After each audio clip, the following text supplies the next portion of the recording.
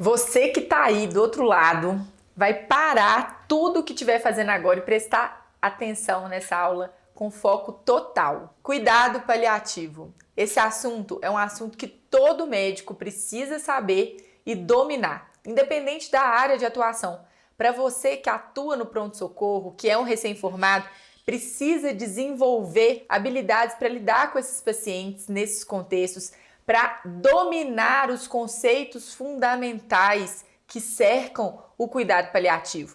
Então, você que está aí do outro lado, presta atenção, vai ser meia horinha aqui comigo, de foco total, para você sair melhor do que você chegou, com conceitos que você vai aplicar no seu dia a dia e vai conseguir fazer a diferença no atendimento dos seus pacientes. Gente, qual que é o objetivo dessa nossa aula? Diminuir o abismo entre a teoria e a prática. A gente sabe que a faculdade deixa várias lacunas na nossa formação médica e existem trabalhos que mostram o tanto que os médicos se sentem inseguros em atender pacientes em cuidados paliativos e até mesmo de conduzir e de definir a proporcionalidade de cuidado. Então é importante que vocês saibam disso e o nosso objetivo também é aproximar vocês de conceitos fundamentais na condução desses pacientes.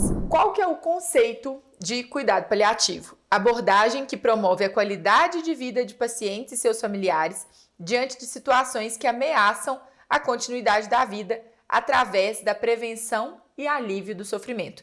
Esse é o conceito da OMS, é um conceito de 2002. E o objetivo, gente, é a identificação precoce de pacientes elegíveis e a avaliação e tratamento impecável da dor e outras situações angustiantes de natureza física, psicossocial e espiritual. Quais são os pilares dos cuidados paliativos? Quando eu entendo os pilares, eu consigo compreender alguns conceitos. Trabalho multiprofissional e interdisciplinar. O médico não faz cuidado paliativo sozinho, mas é importante que você saiba para que você conduza a equipe e que todos estejam em sintonia em prol do paciente. O foco da atenção, gente, não é a doença, e sim o doente. A gente fala cada vez mais de individualizar as nossas condutas.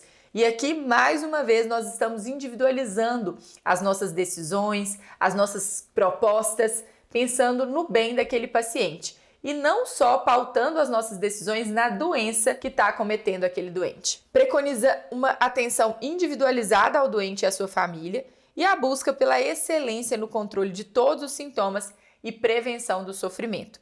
Muitas vezes o que a gente vai fazer é amenizar o sofrimento. Hipócrates fala, e isso aí é parte do nosso juramento, né? Curar quando possível, aliviar quando necessário e consolar sempre. A gente sempre consegue consolar, a gente sempre consegue cuidar dos nossos pacientes. Enquanto não tiver mais proposta terapêutica, quando do ponto de vista médico, de mudança no desfecho da doença, a gente não tiver mais recursos, nós vamos ter recursos para cuidar dos nossos pacientes e para manter a integridade, o bem-estar deles e os valores que são mais importantes para cada um deles. Por isso a individualização e por isso falar desse assunto aqui no Plantão 360, que é um curso que prima pela excelência do cuidado. É impossível falar de excelência do cuidado sem abordar esse assunto, que é um assunto que não é domínio de vocês. Um pouco da história, eu sempre gosto de contextualizar um pouco o tema para trazer para vocês de onde que isso veio, de onde que isso surgiu. E o pallium vem de capa, é aí que vem cuidado paliativo, de proteção, de cuidado, de zelo. E a ideia é a capa que protege, é proteger o nosso paciente. A mãe, né, do cuidado paliativo, se a gente puder falar assim, é a Cicely Saunders, e o berço do cuidado paliativo é a Inglaterra. E eu gosto muito de trazer essa imagem aqui para vocês, que é da mudança de um estado dicotômico, aonde eu tenho proposta terapêutica, curativa, e aí de repente tem uma ruptura, e quando não há nada para fazer, a gente tem o cuidado paliativo. Era assim que era pensado antigamente, e muitas vezes é isso que existe na cabeça do paciente, do leigo, e até de alguns médicos que não dominam esse assunto. Pelo contrário, gente, existe uma continuidade, é um processo mesmo de transição. À medida que eu tenho uma redução das minhas propostas terapêuticas, das minhas propostas curativas, eu tenho uma maior expressividade dos cuidados paliativos.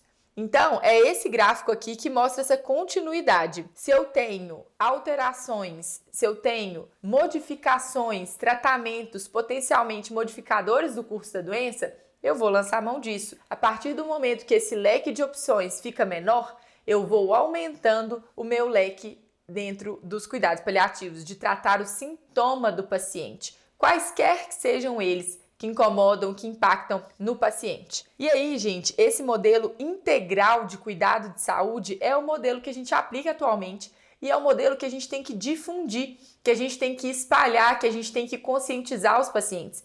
Existe sim um preconceito dos pacientes e até de alguns médicos por desconhecimento do que é o cuidado paliativo e de como ele pode agregar no nosso cuidado integral e individualizado para o paciente. E vocês que estão aí no pronto-socorro podem e devem praticar esses cuidados e têm que dominar esses conceitos para que vocês tenham uma prática de excelência. O foco aqui, ele muda de curar para cuidar. Ah, Carol, mas você não quer curar? Claro que sim, criatura. A gente quer fazer isso com todos os pacientes que forem possíveis. Não há nada que o médico goste mais do que mudar o desfecho mortalidade. A maioria dos nossos esforços é nessa direção. Porém, quando eu não tenho mais opção de curar, eu continuo podendo cuidar dos nossos pacientes. E é por isso que vocês estão aqui com essa aula junto comigo. Importantíssimo a gente falar sobre isso. E será que isso é mesmo relevante? 40 milhões de pessoas são elegíveis para os cuidados paliativos. 78% dessas pessoas vivem em países de baixa renda. E aproximadamente 14% das pessoas que merecem esse tipo de cuidado recebem. Então, eu tenho um gap enorme entre a quantidade de pessoas que era elegível para os cuidados paliativos e a quantidade de pessoas que recebem. E por que isso? Cuidado paliativo demanda gasto em saúde. E nos países subdesenvolvidos ou em desenvolvimento, a gente tem uma ausência de recurso e até mesmo a questão da sonegação, da impunidade. Tem um estudo de 2019, que é do Clark, que fala que o desenvolvimento de cuidados paliativos é menor em países com altos níveis de corrupção política, mortalidade infantil, mortes por doenças infecciosas e democracia fraca. Então, é impossível a gente falar do cuidado bem feito sem citar políticas públicas que preconizem isso, né? Então, existe um longo caminho para a gente percorrer e a gente pode fazer o que está ao nosso alcance. O que está ao nosso alcance? Nos cercar de conhecimento, buscar ampliar as nossas ferramentas para cuidar dos nossos pacientes da melhor forma que a gente consegue. Claro que adaptando a nossa realidade, mas fazendo o melhor em cada ambiente que a gente tiver. E aí, gente, tem as doenças que são mais frequentemente elegíveis e acometem esses pacientes que tornam-se elegíveis para os cuidados paliativos. Quais são elas? Ao contrário do que muita gente pensa, o câncer, né, quando a gente fala de cuidados paliativos, a gente sempre pensa em câncer. Mas ele não é o principal, são as doenças cardiovasculares, porque elas são muito mais prevalentes do que as doenças oncológicas. E aí, essa é a maior parcela da população elegível para o cuidado paliativo. Em segundo lugar vem o câncer, em terceiro lugar as pessoas com doença pulmonar. A gente vai falar de fibrose pulmonar, DPOC, várias outras doenças. E aí tem doença infecciosa, alguns outros quadros, por exemplo, como cirrose, doença renal, os quadros de demência que também tornam-se elegíveis. E aí tem uma gama enorme de doenças que são potencialmente elegíveis.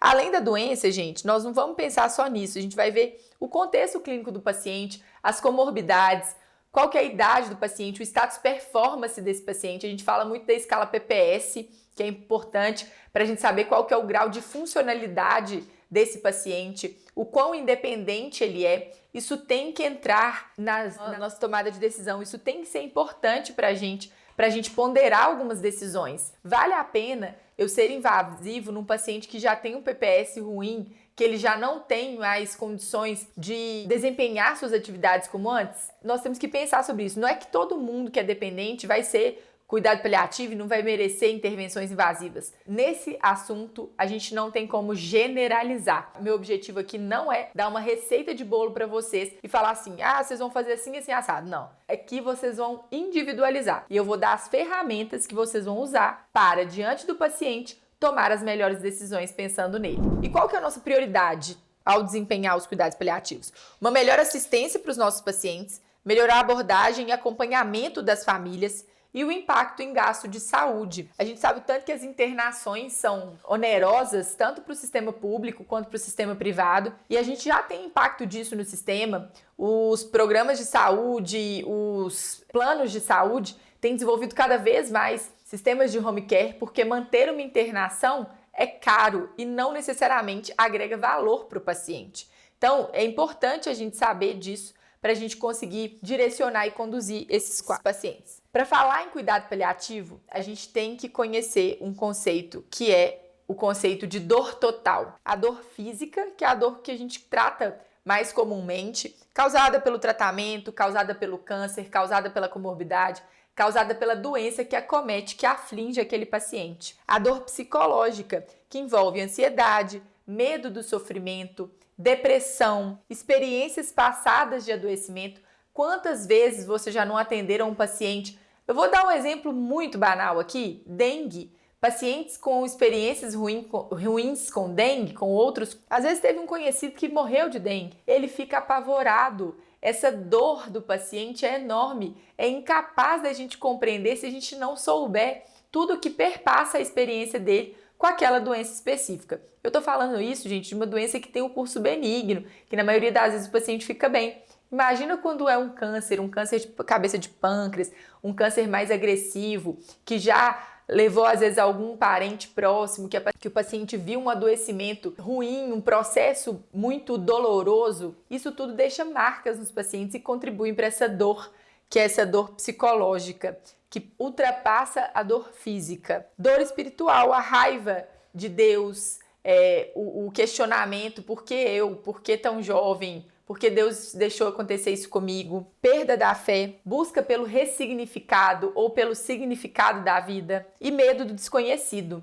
Então existe o medo. E depois? Será que tem vida? Será que o que vai acontecer comigo? Isso aí é uma angústia que também assola os pacientes em situações mais graves, em situações complexas. E a dor social, o medo de perder a capacidade laboral, o medo de tornar-se um gasto, de não ser mais o provedor, o medo de ter o impacto financeiro. Por exemplo, pacientes com sarcoma que tem que ser mutilados, às vezes desarticulado. Esse paciente jovem que perde a parte da funcionalidade dele, sofre. E parte dessa dor, além da dor física, a gente também tem essa dor social. Preocupação com o futuro da família, preocupação em se tornar dependente, perda dos papéis sociais. Isso é muito importante. E conhecer todas essas esferas da dor nos torna mais capazes de lidar com esse sofrimento no mais amplo espectro dele. Isso aí aumenta a nossa capacidade de empatia e de compreender o outro. Isso nos torna profissionais mais completos. Quando eu estou falando em excelência, eu estou falando de completude também. Quais são os princípios do cuidado paliativo? São basicamente 5. Não subestimar a dor do paciente. Conversar sobre os valores. O que é valor para você? É ser funcional, é ser independente, é não ficar gastrostomizado, não ser traqueostomizado, não ficar preso ali numa diálise. A gente tem que conversar disso. Mas falar de morte, falar de adoecimento é um tabu que a gente geralmente não vê na sociedade. Carol, mas eu tô no pronto-socorro, como é que eu vou falar disso? A gente sabe que o pronto-socorro é o lugar mais crítico para estabelecer relação médico-paciente, para falar de cuidados paliativos. Mas lá também nós temos brechas para abordar esses assuntos e para conduzir principalmente os pacientes que já têm um cuidado definido. Lá, gente, é o momento, muitas vezes, que as famílias vão pendular, vão ficar com medo daquele adoecimento, medo da piora e vão pensar, será que não vale a pena entubar? Será que não vale a pena mesmo levar para o CTI? E aí a gente tem que ter o conhecimento. Primeiro, que existe esses cuidados paliativos. Segundo, da classificação dos cuidados paliativos. E terceiro, de como conduzir e orientar essas famílias. Então é fundamental. Esses conceitos que nós estamos compartilhando aqui nessa aula, eles vão ser muito úteis para vocês e eu tenho certeza que vão impactar a prática médica de vocês. Continuando nos princípios dos cuidados paliativos. Então, não subestimar a dor do paciente, conversar sobre os valores, dar atenção para a família. A família também tem um processo de adoecimento junto com aquele paciente. Pensar que familiares e entes queridos são partes do mesmo processo. Cuidado integral, integrar os aspectos psicológicos e espirituais ao cuidado do paciente. E bioética, não acelerar e nem adiar a morte. Então, a gente está falando aqui de distanásia e eutanásia. Vou retomar esses conceitos com vocês mais pra frente. E aí, eu falei de classificação de cuidados paliativos. A gente tem 4 tipos, né? Se a gente for pensar numa escala, existe um aumento ali da complexidade da nossa área de atuação dentro dos cuidados paliativos à medida que a gente cresce dentro do cuidado paliativo. Precoce, complementar, predominante e exclusivo. Precoce, o que seria, gente? Aquele paciente que já teve um diagnóstico, por exemplo, de um câncer e nós vamos começar a conversar sobre valor, conversar sobre expectativas, sobre tratamentos. Isso tudo vai ser colocado. Para esse paciente, cuidado paliativo precoce, se ele precisar de CTI, se ele precisar de medidas invasivas, vale a pena. É um paciente que tem perspectiva curativa. Se a gente for pensar lá naquela tabelinha, né, naquele gráfico, a tabela tá aqui também para vocês que ilustra bem o que eu tô falando. Existe no cuidado paliativo precoce uma ampla gama de funcionalidade do paciente e de propostas terapêuticas. À medida que a gente vai caminhando nisso, então o cuidado paliativo complementar.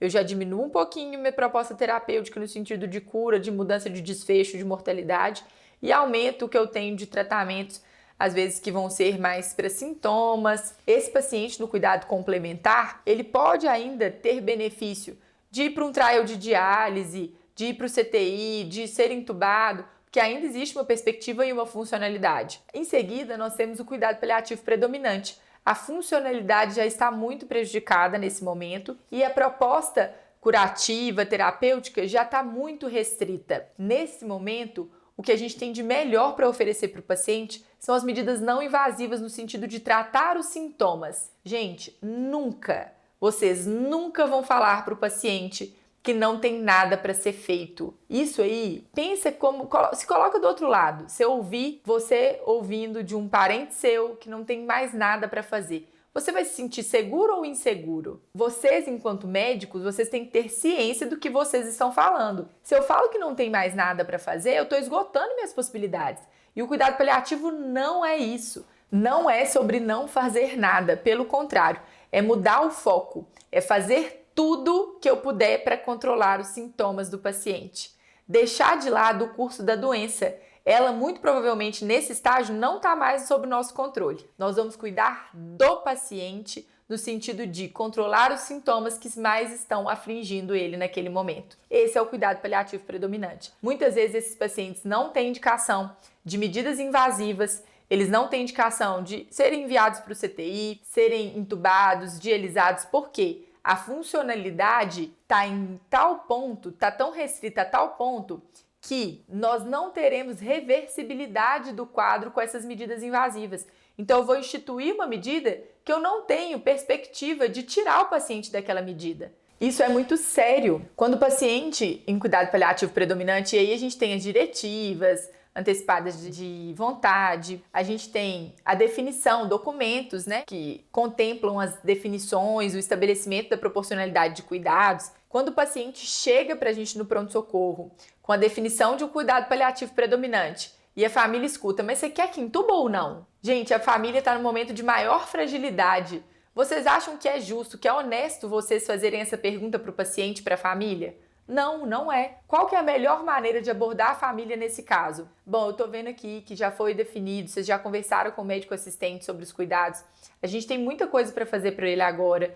O foco vai ser começar uma sedonalgesia para melhorar o padrão respiratório, para tirar ele desse desconforto, ou começar o analgésico potente para a gente melhorar o padrão dele, para tirar a dor, para tirar o que está afligindo dele agora. E nós vamos conseguir cuidar dele na unidade de internação ou aqui no pronto-socorro, sem prolongar o sofrimento. Ponto. Você não colocou uma dúvida na cabeça da família. O que acontece muitas vezes, e esse é um cenário que eu quero que vocês se imaginem. Chegou um paciente com definição de cuidado paliativo predominante, tá em insuficiência respiratória. Se não entubar, ele vai morrer.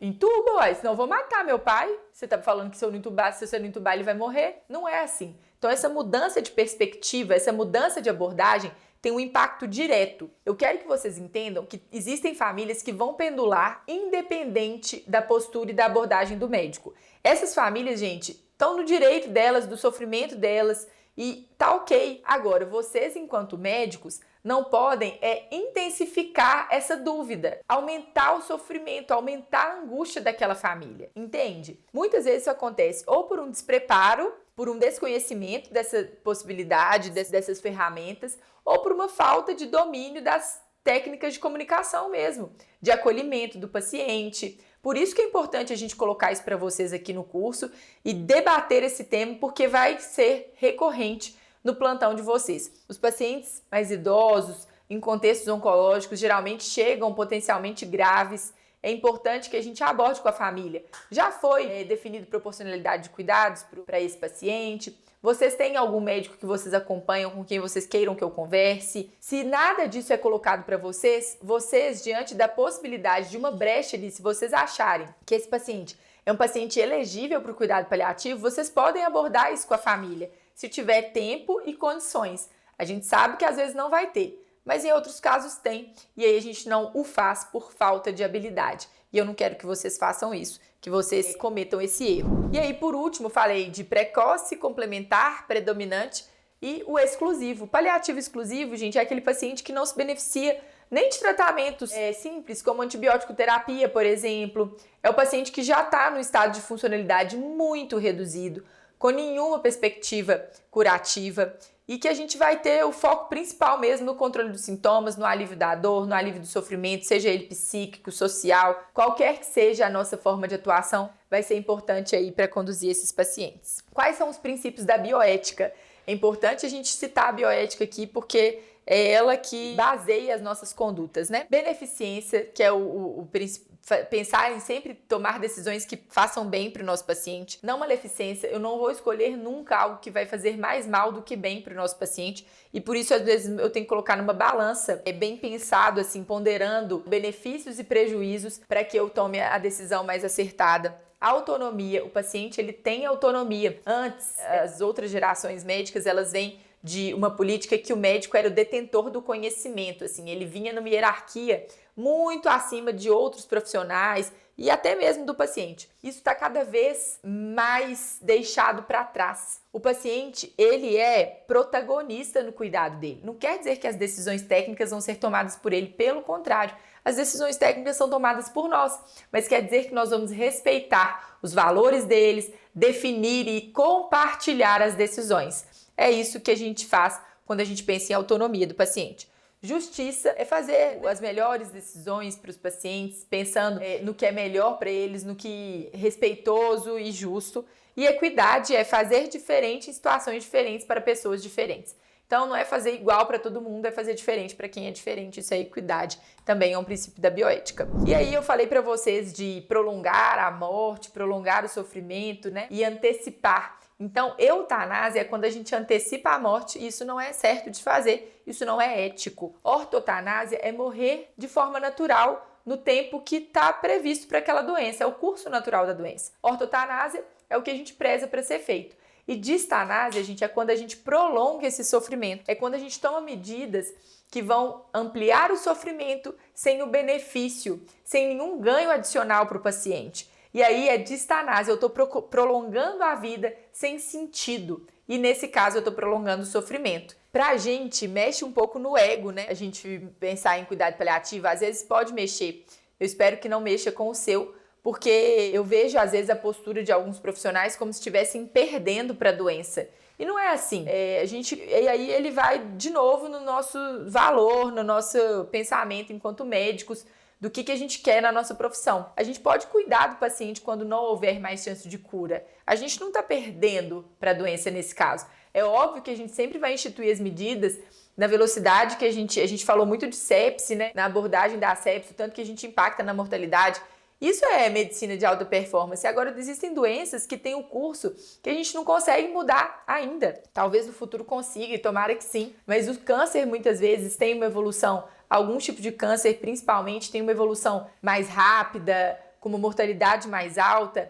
E nesse caso, gente, sempre vai ter espaço para cuidar do paciente, para estar perto dele. E isso que é o que a gente pode oferecer de melhor para ele naquela situação. Então, o que eu preciso que vocês entendam, o que eu gostaria de compartilhar nessa aula, é a importância desses conceitos na nossa prática, no nosso dia a dia, no nosso beira-leito, principalmente para quem está no pronto-socorro lidando com situações tão limítrofes e de pacientes potencialmente tão graves. Ter esses conceitos vai mudar a prática de vocês. E o cuidado centrado no paciente, e quando a gente fala de cuidado centrado no paciente, eu vou garantir que ele tenha realmente a compreensão total da doença dele. Carol, mas tem hora que a família não quer que o paciente saiba sobre o adoecimento, sobre a gravidade da doença. A gente vai respeitar a família, quando for o caso, e dividir com a família. Se é um paciente jovem, será que vale a pena ele não saber mesmo? Isso são coisas que a gente pode ponderar e sempre respeitar a opinião da família, mas respeitar também a autonomia do paciente. Traçar junto da família e do paciente prioridades dentro do tratamento. Quais são os nossos objetivos e quais são as nossas prioridades. Lembrar de certificar quais são os medos e preocupações que cercam aquele paciente diante do adoecimento. O que mais incomoda? Qual que é o maior medo dele? O que a gente pode fazer para prevenir que isso aconteça? E quais situações ou consequências são inaceitáveis? Quais são os contextos que você não quer que aconteça com você de jeito nenhum? É importante, isso faz parte daqueles valores que a gente conversou mais cedo, que a gente precisa saber do paciente, precisa coletar essa história. E o que tornaria o seu dia melhor hoje? Essa é uma pergunta que eu faço para todos os meus pacientes. E muitas vezes o que eu posso fazer é quase nada. Mas só de perguntar isso, muitas vezes eu arranco um sorriso no rosto dele, porque tá ali, diante de uma internação prolongada, diante de várias intercorrências, vai tirando, vai minando a energia do paciente, vai tornando o paciente mais sofrido. E muitas vezes o que a gente pode fazer, além da nossa medicina, é acolher, é dar carinho. Isso também é praticar a medicina da melhor forma, de alta performance, igual a gente acredita. E os desafios, gente, são muitos. Transmissão das más notícias, isso aí é um desafio para o médico, assim. A transmissão das más notícias envolve técnica, a gente vai ter um módulo disso, mas envolve, né, o protocolo Spikes, nós temos algumas ferramentas, mas não é receita de bolo também. Então, muitas vezes você vai ter que adaptar a sua fala, você vai ter que mudar um pouco daquele roteiro que você aprendeu para fazer o melhor para aquele paciente, individualizando as suas escolhas. Mas gera muita insegurança, principalmente no recém-formado. Então aqui nós vamos dividir algumas experiências com vocês para que vocês construam um pouquinho mais dessa segurança sem ter tanta experiência. Habilidades de comunicação, nós tivemos um módulo inteiro de soft skills só para falar sobre as habilidades e uma delas é a habilidade de se comunicar, de se fazer entender. E nesse caso aqui de transmissão de más notícias, de cuidado paliativo, é super importante que você tenha uma comunicação eficaz. Lidar com os nossos próprios monstros e medos. Então, nós temos que colocar essa transferência e contra-transferência que a gente tem com os nossos pacientes. Nós temos que ter ciência. Quando a gente toma conhecimento de alguma coisa, a gente se policia mais, a gente entende mais alguns porquês. E isso muda a nossa prática.